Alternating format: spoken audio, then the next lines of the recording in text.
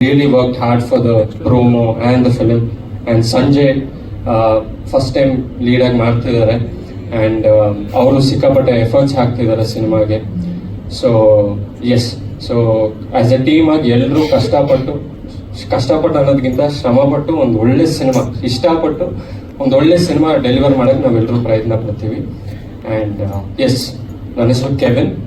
So K-pop ಅಂತ ಯಾಕೆ ಇಟ್ವಿ ಅಂದರೆ, ಈಗ K-pop is nothing but Korean pop. ಇದು ತುಂಬಾ ಡಿಕೋಡ್ ಮಾಡುವಂಥದ್ದು ಏನೂ ಇಲ್ಲ. ಗೂಗಲ್ ಅಲ್ಲಿ ನೋಡಿದ್ರೆ ಅವ್ರ ಪ್ರಿಫರ್ಡ್ ಲ್ಯಾಂಗ್ವೇಜ್ ಅಲ್ಲೇ ಬಂದ್ಬಿಡುತ್ತೆ ವಾಟ್ ಇಸ್ K-pop ಅಂತ.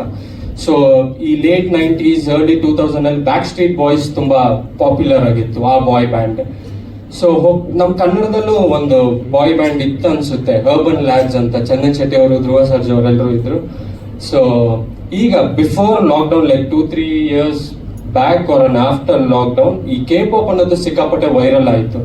ಸೊ ಈ ಸಿನಿಮಾ ಮುಖಾಂತರ K-pop ಅವರ ಇಂಪ್ಯಾಕ್ಟ್ ಎಷ್ಟಿದೆ, ಇಂಡಿಯಾದಲ್ಲಾಗಿರ್ಬೋದು, ಗ್ಲೋಬಲ್ ಲೆವೆಲ್ ಆಗಿರ್ಬೋದು, ಯಾವ ಮಟ್ಟಕ್ಕೆ ಇಂಪ್ಯಾಕ್ಟ್ ಇದೆ ಅನ್ನೋದನ್ನ ತೋರ್ಸಕ್ ನಾವು ಹೊರಟಿದೀವಿ. ಅದು ಮಾತ್ರ ಅಲ್ಲದೆ ಈ K-pop ಅನ್ನೋ ಎಲಿಮೆಂಟ್ ಮುಖಾಂತರ ಸಾಕಷ್ಟು ವಿಚಾರಗಳನ್ನ ನಾವು ಹೇಳಕ್ ಹೊಡ್ತಾ ಇದ್ದೀವಿ. ಸುಮಾರು ಪಾಯಿಂಟ್ಸ್ ಇದೆ. ಅದರಲ್ಲಿ ಲೈಫಲ್ಲಿ ಬೇಕಾಗಿರೋ 2 ಇಂಪಾರ್ಟೆಂಟ್ ಪಾಯಿಂಟ್ಸ್ನ ಈ ಸಿನಿಮಾದಲ್ಲಿ ಹೇಳಕ್ ಹೋಗ್ತಾ ಇದ್ವಿ. ನಮ್ಮ ಡೇ ಟು ಡೇ ಲೈಫಲ್ಲಿ ಆನ್ ಅ ಡೈಲಿ ಬೇಸಿಸ್ ಒಬ್ಬ ಮನುಷ್ಯ ಮಾಡಬೇಕಾಗಿರೋ ಈ 2 ವಿಚಾರ ತುಂಬಾ important. But we fail to do it, we fail to implement it in our life. So ಅದನ್ನ ಹೇಳಕ್ ಹೋಗ್ತಾ ಇದ್ದೀವಿ. ಸೊ ಎಸ್, ಸುಮಾರು ಲೇಯರ್ಸ್ ಇರೋದ್ರಿಂದ ನಿಮ್ಗೆ ಸಿಕ್ಕಾಪಟ್ಟೆ ಕ್ಯಾರೆಕ್ಟರ್ಸ್ ಬರ್ತಾರೆ. ಶನಿಮಾತ್ಮ ದೇವ್ರು ಅವ್ರೇನ್ ಮಾಡ್ತಿದ್ದಾರೆ, ಯಮಧರ್ಮರಾಜ ಅವ್ರೇನ್ ಮಾಡ್ತಿದ್ದಾರೆ, K-pop ಅನ್ನೋ ವರ್ಲ್ಡ್ ಅಲ್ಲಿ ಏನ್ ಮಾಡ್ತಿದ್ದಾರೆ. So Devil come to teach a lesson to the Gen Z crowd. So ಇಷ್ಟು ಹೇಳ್ಬೋದು. ಏನಾದ್ರು ಕ್ವೆಶ್ಚನ್ಸ್ ಇದ್ರೆ.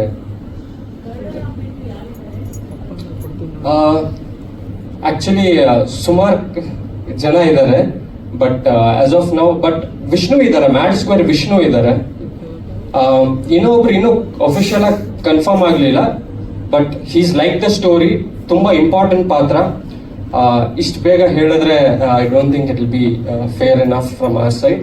ಬಟ್ ಅತಿ ಶೀಘ್ರದಲ್ಲಿ 1 or 2 months ಅಲ್ಲಿ ವಿಲ್ ರಿವೀಲ್ ದ ಕ್ಯಾರೆಕ್ಟರ್. ಒಂದು ಕ್ಯಾರೆಕ್ಟರ್ ಇಂಟ್ರೋ ತರ ನಾವು ಇದು ಮಾಡ್ತೀವಿ.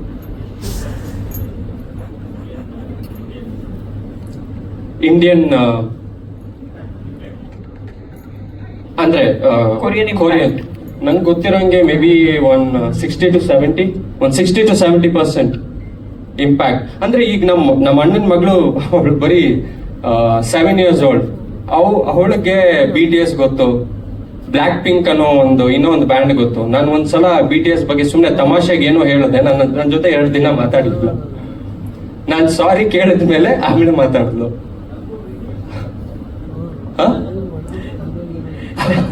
ಓಕೆ, ಅದು ಬೇರೆ BTS ಅಂತ. ಓಕೆ, ಹೌದು ಸರ್. ಅದು ಆಕ್ಚುಲಿ ಬ್ರೀಫ್ ಆಗಿ ಹೇಳ್ಬೇಕಂದ್ರೆ, ಒಂದು ಡ್ರೀಮ್ ವರ್ಲ್ಡ್ ನಡೆಯುವಂತ ಒಂದು ಕತೆ. ಆಕ್ಚುಲಿ ನಮ್ಗೆ ಒಂದು 70 to 80% first half almost dream world ಅಲ್ಲೇ ನಡೆಯುತ್ತೆ. ಅದರಲ್ಲಿ ಆ 60 days ಟಾಸ್ಕ್ ತುಂಬಾ ಇಂಪಾರ್ಟೆಂಟ್ ಆಗುತ್ತೆ. ಅದನ್ನ ಇನ್ ಡೀಟೇಲ್ ಆಗಿ ಈಗ ಹೇಳಕ್ ಆಗಲ್ಲ, ಬಟ್ ಸಿನಿಮಾ ನೋಡಿದಾಗ ಆ 60 days ಯಾಕೆ ಅಷ್ಟು ಇಂಪಾರ್ಟೆಂಟ್, ಈ K-pop ಕಲ್ಚರ್ ಆ 60 days ಅಲ್ಲಿ ಏನ್ ಹೇಳಕ್ ಹೋಗ್ತಾ ಇದೀವಿ, ಜೊತೆಗೆ it has a strong message. ನೀವು ಒಂದು ಶಾರ್ಟ್ ನೀವು ಅಬ್ಸರ್ವ್ ಮಾಡಿರ್ಬೋದು. ಇವ್ರ ಕಾಟ ತಡೆಯಕ್ಕಾಗ್ತಲ್ಲ, ಸೂಸೈಡ್ ಮಾಡ್ಕೊಬಿಡೋಣ ಅಂತ ಒಂದಿದೆ. So that suicide is like a key word for the film. So ಆ 60 days task is something related to that. Yes, okay. Actually ನನ್ಗೆ ಪ್ರೊಡ್ಯೂಸರ್ಗೆ 1.5 years. Yes sir, I understood. ಅದೇ sir, as I said, everybody things are like sir. ಈಗ KGF ಸಿನಿಮಾದಲ್ಲಿ KGF 1 ಬಂದಾಗ, if you are bad I am your dad ಅಂತ ಒಂದು dialogue ಇದೆ. ಪ್ಯಾರಲಲ್ಲಿ ಧನುಷ್ ಸಿನಿಮಾನು ಒಂದು ಬಂದಿತ್ತು. ಸೊ ಅದರಲ್ಲೂ if you are bad I am your dad ಅಂತ ಬಂತು. So it's purely coincidence. ಮತ್ತೆ ಪ್ರೊಡ್ಯೂಸರ್ ನಾನು 1.5 year ಬ್ಯಾಕೆ ಕತೆ ಹೇಳಿದ್ದೆ. March 12th ನಾನು ಯಮಧರ್ಮರಾಜ ಪೋರ್ಷನ್ ಎಲ್ಲ ಶೂಟ್ ಮಾಡಿದೆ. ಅದಾದ್ಮೇಲೆ ಗೊತ್ತಾಯ್ತು ಒಂದ್ ಸ್ವಲ್ಪ ಎಲಿಮೆಂಟ್ಸ್ ಸಿಮಿಲರ್ ಆಗಿದೆ ಅಂತ. ಬಟ್ ಯಮಧರ್ಮರಾಜ ಆಗಿರ್ಬೋದು, ಇದೆಲ್ಲ ಇಟ್ಸ್ ಲೈಕ್ ಯೂನಿವರ್ಸಲ್. ಸೊ ಅದರಿಂದ ಬಟ್ ಕತೆ 100% ಹೊಸದಾಗಿರುತ್ತೆ. ಹೌದು. ಓಕೆ ಎಸ್ ಎಸ್ ಇಡೀ ಸಿನಿಮಾಗ ಅಥವಾ ಬರೀ ಪ್ರೋಮೋಗೆ ಎಷ್ಟು ಸರ್ ಪ್ರೋಮೋಗೆ ಹತ್ತತ್ರ 6 ತಿಂಗಳು ಕೆಲಸ ಮಾಡಿದ್ದೀವಿ ಸರ್. ಆಕ್ಚುಲಿ VFX ಸುಮಾರು ಜನ ಹೇಳಿದ್ರು ಜಾಸ್ತಿ ಇದೆ, because since it happens in a fantasy world. ನಾನು ಜಸ್ಟ್ ಒಂದಷ್ಟು ಗ್ಲಿಮ್ಸಸ್ ತೋರಿಸಿದ್ದೀನಿ ಅಷ್ಟೇ. And this is just a promo sir. ಸಿನಿಮಾದಲ್ಲಿ ಇನ್ನೂ ಗ್ರ್ಯಾಂಡ್ ಆಗಿರುತ್ತೆ. Subject demand sir, subject is demanding sir. Total ಒಂದು 6 ಇಂದ 7 VFX ಕಂಪನೀಸ್ ವರ್ಕ್ ಮಾಡಿದೆ ಸರ್. ಎಗ್ ವೈಟ್ VFX ಅಂತ ಅವರು ತುಂಬಾ ಸಪೋರ್ಟ್ ಮಾಡಿದ್ರು ನಮಗೆ. They are like the back ಬೋನ್ ಈ ಸಿನಿಮಾಗೆ. Egg white VFX, Manjummel boys ಮಾಡಿದ್ದಾರೆ, ಸುಮಾರು ಸಿನಿಮಾಗಳು ಮಾಡಿದ್ದಾರೆ ಅವರು. ಅದಾದ್ಮೇಲೆ ಡಾಟ್ VFX, ಟೈಮ್ VFX ಎಲ್ಲ ಕೇರಳ. ಅದಾದ್ಮೇಲೆ USA ಅಲ್ಲಿ ಒಬ್ರು VFX ಫ್ರೀಲಾನ್ಸರ್, ಯುರೋಪ್ ಅಲ್ಲಿ ಒಬ್ರು VFX ಫ್ರೀಲಾನ್ಸರ್, ಥೈಲ್ಯಾಂಡ್ ಅಲ್ಲಿ ಆಗಿರ್ಬೋದು, ಬಾಂಗ್ಲಾದೇಶ್ ಅಲ್ಲಿ ಆಗಿರ್ಬೋದು, ಸುಮಾರು VFX ಫ್ರೀಲಾನ್ಸರ್ಸ್ ವರ್ಕ್ ಮಾಡಿದ್ದಾರೆ. And egg white VFX is the main back ಬೋನ್. ಅವ್ರು ತುಂಬಾನೇ ಸಪೋರ್ಟ್ ಇದೆ ನಮ್ಮ ಸಿನಿಮಾಗೆ. ಸಿಕ್ಕಾಪಟ್ಟೆ ಆಗ್ಬೇಕು ಸರ್. ಸರ್ ಶೂಟಿಂಗ್ ಆಕ್ಚುಲಿ ನಾವು ಪ್ಲಾನ್ ಮಾಡಿರೋದು ಒಂದು 60 to 65 ಡೇಸ್ ಅಷ್ಟೇ. ಬಟ್ ನಾವು ಈ ಆಕ್ಚುಲಿ ಪ್ರೊಡ್ಯೂಸರ್ ಕತೆ ಹೇಳಿ 1.5 year ಬ್ಯಾಕ್ ಆಯ್ತು. ಸೊ ನಾವು ಪ್ರೋಮೋಗೆ ಮಾರ್ಚ್ ಇಂದ ಸ್ಟಾರ್ಟ್ ಮಾಡಿದ್ವಿ. ಫ್ರಮ್ ಮಾರ್ಚ್ ನಾವು ಆಕ್ಚುಲಿ ಆ VFX ವರ್ಕ್ ಇನ್ನೂ ನಡೀತಾ ಇದೆ. ಸೊ ಆಕ್ಚುಲಿ ನೀವೇನ್ ನೋಡಿದ್ದೀರಲ್ವಾ ಸರ್, ಒಂದಷ್ಟು ಅಸೆಟ್ ಬಿಲ್ಡಿಂಗ್ ಮಾಡ್ಬಿಟ್ಟಿದೀವಿ. ಪ್ಯಾಲೇಸ್ ಆಗಿರ್ಬೋದು, ಇಂಟೀರಿಯರ್ ಆಗಿರ್ಬೋದು, ಏಲಿಯನ್ಸ್ ಆಗಿರ್ಬೋದು, ಅಸೆಟ್ ಬಿಲ್ಡ್ ಮಾಡ್ಬಿಟ್ಟಿದೀವಿ. ಸೊ ಸುಮಾರು ಒಂದಷ್ಟು ಬಿಲ್ಡ್ ಮಾಡೋದಿದೆ. ಅದಾದ್ಮೇಲೆ ಬರೀ ಕ್ಯಾಮ್ರಾ ಮೂವ್ಮೆಂಟ್ಸ್ ಮಾತ್ರ ನಾವು ಆಟ ಆಡ್ಬೇಕಾಗುತ್ತೆ. ಏನ್ ಸರ್? ಇಲ್ಲ sir, we are already process ಅಲ್ಲಿ ಇದೆ. ಸೊ ಆದಷ್ಟು ಬೇಗ ನೆಕ್ಸ್ಟ್ ಇಯರ್ 100% ನಾವು ರೆಡಿ ಇರ್ತೀವಿ ಸರ್ ರಿಲೀಸ್ಗೆ. ಇದು BTS ಚಾಟ್, ಅದನ್ನ ನಾವು BTS ಆರ್ಮಿ ಎಲ್ಲ ಸೇರ್ಕೊಂಡು ಹಿಡಿತು. ಈಗ ನನ್ನ ಬಗ್ಗೆ ಹೇಳ್ಬೇಕು ಅಂದ್ರೆ ಮೈ ನೇಮ್ ಇಸ್ ಲಾವಣ್ಯ.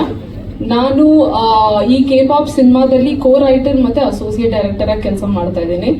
ಹೇಗೆ ಈ ಜರ್ನಿ ಸ್ಟಾರ್ಟ್ ಆಗಿದ್ದು ಅಂದ್ರೆ I am a BTS army. 2020 during lockdown ನನ್ನ ಜರ್ನಿ ಸ್ಟಾರ್ಟ್ ಆಯ್ತು. ಇನ್ಸ್ಟಾಗ್ರಾಮ್ ಅಲ್ಲಿ ಯಾವುದೋ ಒಂದು ಹೇಟ್ ಮೀಮ್ ನೋಡಿದ್ದೆ, ಯಾರಿದು ಅಂತ ಅವಾಗ ಒಂಚೂರು ಕ್ಯೂರಿಯಾಸಿಟಿ ಹುಟ್ಟಿತು. ಯಾಕಂದ್ರೆ ಇಷ್ಟು ಜನ ತುಂಬಾ ಹೇಟ್ ಮಾಡ್ತಾ ಇದಾರೆ ಅಂದ್ರೆ ಅವ್ರು ಏನೋ ಮಾಡಿರ್ತಾರೆ ಅಂತ. ಸೊ ಅಲ್ಲಿ ಯೂಟ್ಯೂಬ್ ಓಪನ್ ಮಾಡಿ ಒಂದಷ್ಟು ಸಾಂಗ್ಸ್ ನೋಡಿದಾಗ ಅಲ್ಲಿ ಐಡಿಯಾ ಬಂತು, ಓಕೆ ಇವ್ರು ಸಿಂಗರ್ಸ್ ಡಾನ್ಸರ್ಸ್ ಅಂತ. ನಾನು ಮುಂಚೆಯಿಂದನೂ ಸಿಂಗರ್ಸ್ ಡಾನ್ಸರ್ಸ್ ಅಂದ್ರೆ ಒಂದ್ ಸ್ವಲ್ಪ ಅಟ್ರಾಕ್ಷನ್ ಇತ್ತು ಅವ್ರ ಕಡೆ. ಸೊ ಅಲ್ಲಿಂದ ಜರ್ನಿ ಸ್ಟಾರ್ಟ್ ಆಗಿ ಇವಾಗ ನಾವು ಇನ್ K-pop ಮೂವಿ ಅದನ್ನ ಇಂಪ್ಲಿಮೆಂಟ್ ಮಾಡ್ಕೊಂಡಿದ್ದೀವಿ. ಓಕೆ ಸಂಜಯ್, ಈ ಸಿನಿಮಾದಲ್ಲಿ ನಾನು ಲೀಡ್ ಕ್ಯಾರೆಕ್ಟರ್ ಮಾಡ್ತಾ ಇದ್ದೀನಿ. ಪಾತ್ರದ ಬಗ್ಗೆ ಅಥವಾ ನಿಮ್ ಬ್ಯಾಕ್ ಗ್ರೌಂಡ್ ಬಗ್ಗೆ ಹೇಳಿ. ಆಕ್ಚುಲಿ ನಾನು ಮಂಡ್ಯದಿಂದ ಬಂದಿದ್ದೀನಿ. ಸೊ ಎಲ್ಲ ಥರ ಪ್ರಿಪೇರ್ ಆಗಿ ನಿಮ್ಮೆಲ್ರಿಗೂ ಇಷ್ಟ ಆಗೋ ಥರ ನಾನು ಮಾಡ್ತೀನಿ. ನಿಮ್ಮೆಲ್ಲರ ಆಶೀರ್ವಾದ ನನ್ನ ಮೇಲೆ ಇರಲಿ. ಟ್ರೈನಿಂಗ್ ಆಗಿದೆ ಸರ್. ಡ್ರಾಮಾಗಳೆಲ್ಲ ಮಾಡ್ತಿದ್ದೆ. ಆಮೇಲೆ ಸಿನಿಮಾದಲ್ಲಿ ಡೈರೆಕ್ಷನ್ ಡಿಪಾರ್ಟ್ಮೆಂಟ್ ಕೆಲಸ ಮಾಡ್ತಿದ್ದೆ. ಮೀಡಿಯಾದಲ್ಲಿ ಕೂಡ ಕೆಲಸ ಮಾಡ್ತಿದ್ದೆ ಸರ್ ಮುಂಚೆ. ಮೀಡಿಯಾದಲ್ಲಿ ಕೆಲಸ ಮಾಡಿದ್ರೆ ಸಿನಿಮಾ ಮಾಡಿದಾಗ ಹೆಲ್ಪ್ ಮಾಡ್ತಾರೆ ಅಂತ ಅದೆಲ್ಲ ಮಾಡ್ತಿದ್ದೆ. ಸೊ ಇವಾಗ ನಮ್ಮಣ್ಣ ನನಗೋಸ್ಕರ ಸಿನಿಮಾ ಮಾಡ್ತಿದ್ದಾರೆ. ನಿಮ್ಮೆಲ್ಲರೂ ಇಷ್ಟ ಆಗೋ ಥರ ನಾನು ಸಿನಿಮಾ ಮಾಡ್ತೀನಿ. ಅವಾಗ ಹೇಳಿದ್ದೆ ಸರ್. ಅಲ್ಲ, ಕೊರಿಯಾ ಟು ಕರ್ನಾಟಕ ಗೊತ್ತು, ಕೊರಿಯಾ ಟು ಮಂಡ್ಯ ಹೆಂಗೆ ಅಂತ ಅದೇ ಏನ್ ಕನೆಕ್ಷನ್ ಅದು? ಡೈರೆಕ್ಟ್ರು ಮತ್ತೆ ನಮ್ಮಣ್ಣ ಡಿಸೈಡ್ ಮಾಡ್ತಿದ್ದಾರೆ. ನಾನು ಅದೇ ಒಬ್ಬ ಕಾಲೇಜ್ ಹುಡುಗ ಕ್ಯಾರೆಕ್ಟರ್ ಮಾಡ್ತಾ ಇದ್ದೀನಿ ಸರ್. ಸರ್ ಅದೇ ಫನ್ನು, ಲವ್, ರೊಮ್ಯಾನ್ಸು ಎಲ್ಲ ಮಾಡ್ತೀನಿ. ಆಕ್ಟಿಂಗು ಸಣ್ಣ ಪುಟ್ಟ ಕ್ಯಾರೆಕ್ಟರ್ ಮಾಡ್ತಿದ್ದೆ ಸರ್. ಡೈರೆಕ್ಷನ್ ಡಿಪಾರ್ಟ್ಮೆಂಟ್ ಕೂಡ ಕೆಲಸ ಮಾಡ್ತಿದ್ದೆ ಅಲ್ಲಿ. ಇದೇ debut sir, first cinema. Technicians ಮಾತಾಡ್ತಾರಾ? ನೋಡ್ತೀರಾ, ಆಕ್ಚುಲಿ ಡಿಫ್ರೆಂಟ್ ವರ್ಲ್ಡ್ಗೆ ಕರ್ಕೊಂಡು ಹೋಗುತ್ತೆ. ನಾವು ಸರ್ ಕೆವಿನ್ ಅವರು ನಮಗೆ ಕತೆ ಹೇಳಿದಾಗ the number of layers it has and number of plots ಅವ್ರು ಕೊಟ್ಟಿರೋದು ತುಂಬ ಚೆನ್ನಾಗಿದೆ. ನಾವು ಹಿಂಗೆ ಆಸ್ ಎ ಕಾಮನ್ ಆಡಿಯನ್ಸ್ ಹೆಂಗೆ ಎಂಜಾಯ್ ಮಾಡ್ಕೊಂಡು ನೋಡ್ತೀವೋ, ಒಂದು ದೊಡ್ಡ ವಿಷಯನ ಲೈಕ್ ಕಾಮಿಡಿಯಾಗಿ ಹ್ಯೂಮರ್ ಆಗಿ ಹೇಳಕ್ಕೆ ಟ್ರೈ ಮಾಡ್ತಾ ಇದ್ದಾರೆ. ಇದು ಖಂಡಿತ ನಿಮಗೆಲ್ಲ ಇಷ್ಟ ಆಗುತ್ತೆ. ಆಮೇಲೆ ಚಾಲೆಂಜ್ ಏನಂದರೆ ಇದರಲ್ಲಿ ತುಂಬ ವೇರಿಯೇಷನ್ಸ್ ಇದೆ ಕಥೆಯಲ್ಲಿ. ಅದು ಚಾಲೆಂಜ್. ಆ್ಯಸ್ ಎ ಎಡಿಟರ್ ನನಗೆ ಅದನ್ನ ಖುಷಿ ಆಗುತ್ತೆ ಮಾಡೋಕ್ಕೆ. ಒಂದು ಚಾಲೆಂಜ್ ಇದೆ ಮಾಡೋಕ್ಕೆ. ಆ್ಯಕ್ಚುಲಿ ನೋಡಿದ್ದು ಟೈಟಲ್ ಟೀಸರೇನೆ ನಾವು ಆಲ್ಮೋಸ್ಟ್ 14 ವರ್ಷನ್ಸ್ ಆಫ್ ಕಟ್ ಮಾಡಿದ್ದೀವಿ ಡಿಸ್ಕಸ್ ಮಾಡ್ತಾ. ನೀವು ಎಲ್ಲರೂ ಗೊತ್ತಿರೋ ಥರ ಎಡಿಟಿಂಗ್ ಅನ್ನೋದು ಹೆಂಗಿದೆ ಅಂದರೆ ಇನ್ನೊಂದು ಸ್ಕ್ರಿಪ್ಟ್ ಬರ್ದಂಗೆ. So lot of discussion has happened in the table. ಆ ಚಾಲೆಂಜಲ್ಲಿ ಇದೊಂದು ಮಟ್ಟಕ್ಕೆ ನೆಕ್ಸ್ಟ್ ಲೆವೆಲ್ ಆಗುತ್ತೆ ಅಂತ ನಮಗೆಲ್ಲ ಒಂದು ಭರವಸೆ ಇದೆ. ನಿಮ್ಮ ಸಪೋರ್ಟ್ ನಮಗೆ ಬೇಕು. Thank you. Okay, thank you sir. ಮಾಡಿದ್ದೀವಿ 4 ಡೇಸ್ ಶೂಟ್ಗೆ 6 ಮಂತ್ ಪ್ಲಾನಿಂಗ್. ಯಾಕಂದರೆ ನಮಗೆ ಒಂದು ಸೆಟ್ಟಲ್ಲಿ ಒಂದೊಂದು ಡೇ ಎಲ್ಲ ಒಂದು 600 ಮೆಂಬರು 300 ಮೆಂಬರು ಅಷ್ಟು ಕ್ರೂ ಹಿಡ್ಕೊಂಡು ಮಾಡೋದಿತ್ತು. ಯಾಕಂದರೆ ಅನೌನ್ಸ್ಮೆಂಟ್ ವಿಡಿಯೋಗೆ ಮಾಡ್ತೀವಿ ಅಂತ ಪ್ಲ್ಯಾನ್ ಮಾಡಿದಾಗ ನಮ್ಮ ಕೆವಿನ್ ಅವರು ಇಷ್ಟು ಬಜೆಟ್ ಅನೌನ್ಸ್ಮೆಂಟ್ ವಿಡಿಯೋ ಮತ್ತು ನಮ್ಮ ಪ್ರೊಡ್ಯೂಸರು ಸರಿ ಓಕೆ ಮಾಡಿ ನೀವು ಅನೌನ್ಸ್ಮೆಂಟ್ ವಿಡಿಯೋ ನಾವು ಮಾಡೋಣ. ಈ ಬಜೆಟಲ್ಲಿ ನಾವು ಆಲ್ಮೋಸ್ಟ್ ನಮ್ಮಲ್ಲಿ ಯಾರೂ ಮಾಡಿಲ್ಲ. ಫಸ್ಟ್ ಟೈಮ್ ನಾವು ಮಾಡಿರೋದು. ಈ ಬಜೆಟ್ ಮಾಡಿದ್ದಾರೆ ಅಂದರೆ ಸ್ಮಾಲಾಗಿ ಅನೌನ್ಸ್ಮೆಂಟ್ ವಿಡಿಯೋ ಅಂತ ಬಂದಾಗ ಸಿಂಪಲ್ ಆಗಿರುತ್ತೆ. ನಾವು ಸಿನಿಮಾಗೆ ಏನು ಖರ್ಚು ಮಾಡ್ತೀವಿ ಒಂದು ಡೇಗೆ ಅಷ್ಟು ಬಜೆಟ್ ಇದೆ. ಒಂದೊಂದು ಡೇ ನಾವು ಯೂಸ್ ಮಾಡಿರೋ ಎಕ್ವಿಪ್ಮೆಂಟ್ ಆಗಿರ್ಬೋದು, ಲೈಟ್ ಆಗಿರ್ಬೋದು. ನಾವು ಒನ್ ಡೇ ಒಂದು ಸೆಟ್ಟಲ್ಲಿ ಶೂಟ್ ಮಾಡ್ತಾಯಿದ್ದೋ. ಅವತ್ತು ನಮಗೆ ಆಲ್ಮೋಸ್ಟ್ ಬೆಂಗಳೂರಲ್ಲಿ ಲೈಟ್ಸೇ ಇಲ್ಲ ನಮಗೆ. ಯಾಕೆಂದರೆ ಅವತ್ತು ದೊಡ್ಡ ದೊಡ್ಡ ಸಿನಿಮಾನು ಬೇರೆ ಬೇರೆ ನಡೀತಾ ಇತ್ತು. ನಾವೇ ಅಷ್ಟು ಲೈಟ್ಸ್ ಬುಕ್ ಮಾಡಿದ್ವಿ. ಆ ಸ್ಟುಡಿಯೋಗೆ ಮಾಡಲೇಬೇಕು ನಮಗೆ.